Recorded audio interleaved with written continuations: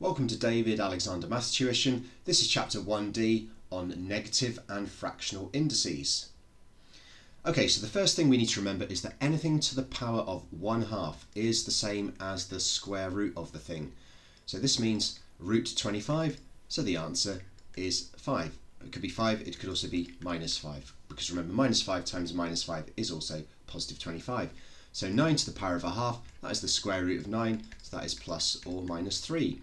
Now if to the power of 1/2 means the square root, to the power of 1/3 means the cube root. Oops, that is a 3.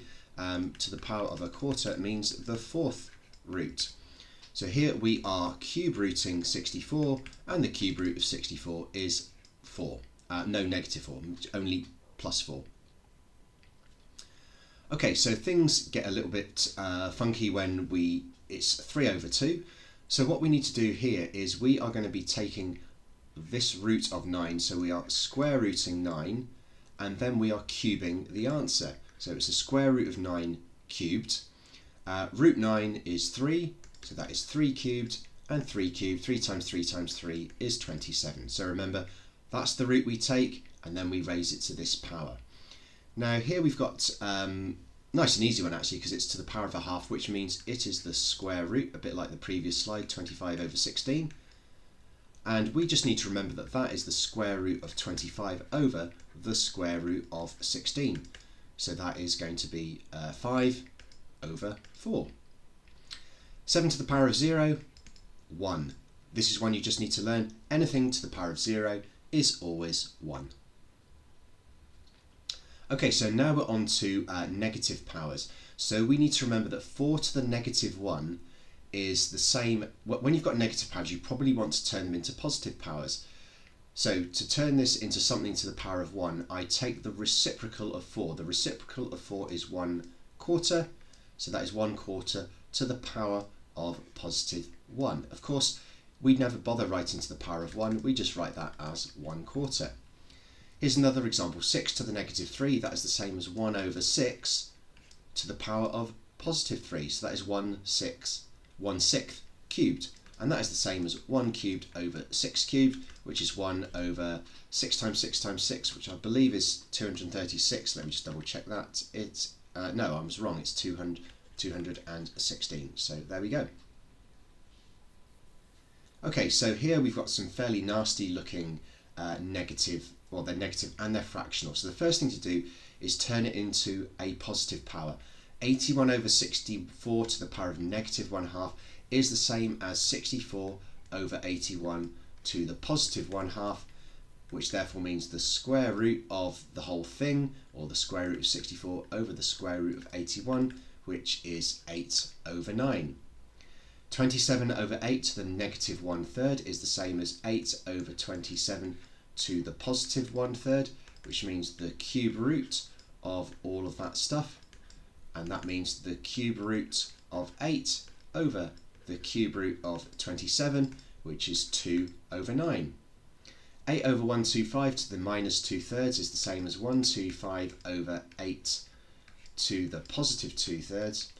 So the common mistake people make with these, by the way, is they think you need to flip the power fraction. No, you don't. You're just flipping the fraction itself. The power stays the same, apart from it goes from minus to positive. So what this means is 125 to the power of 2/3 over 8 to the power of 2/3. So what are we doing here? We are cube rooting and then squaring. The cube root of 125 is 5. 5 squared is 25. Cube rooting 8 and then squaring the answer. Cube root of 8 is 2. 2 squared is 4. So that is 25/4. Okay, so here we are doing some funky things with some powers. So do the numbers first. 7 times by 5 is 35. X to the negative 2 times x to the negative 3 is x to the power of minus 2 plus minus 3. Remember, powers of x, when we're multiplying powers of x, we add the powers. Minus 2 plus minus 3 is the same as minus 2 minus 3, so minus 5. And another way you could write it is 35 over x to the power of positive 5. Sometimes that might be a more helpful way of writing it. Let's have a look at the next example. So 13 times 2, that's easy, that is 26. x to the power of what? So remember, it's going to be 3/4 plus minus 2/3, so minus 2/3. So that is going to be 9 minus 8 over 12. 9 take 8 is 1/12, so 26x to the power of 1 over 12. Okay, here we've got some stuff in brackets raised to the power of minus 4. We need to remember that that is 2 to the power of minus 4 multiplied by x to the minus 3 to the minus 4. Now 2 to the minus 4, that is the same as 1 over 2 to the power of 4.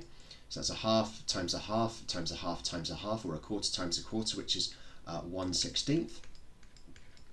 And here, when something is raised to another power, in brackets raised to another power, we multiply. So that is x to the power of negative 3 times negative 4. Minus 3 times minus 4 is positive 12. So that's plenty of opportunities to make a variety of mistakes with that one.